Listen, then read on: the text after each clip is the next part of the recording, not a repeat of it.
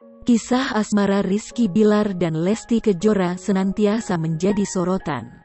Keduanya kali pertama dipertemukan di reality show, Tukul One Man Show, pada tanggal 25 Juli tahun 2021 lalu. Rizky Bilar mengenang setahun pertemuan pertamanya dengan Lesti Kejora.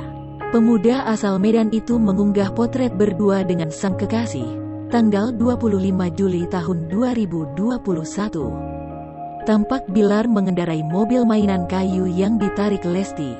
Pemuda 26 tahun itu terlihat begitu bahagia dari raut wajahnya. Rizky Bilar mengucapkan terima kasih atas dukungan yang selalu diberikan kepadanya dan Lesti. Pada momen spesial tersebut, Bilar ingin melakukan kegiatan sosial dengan mempromosikan UMKM gratis di Instastory.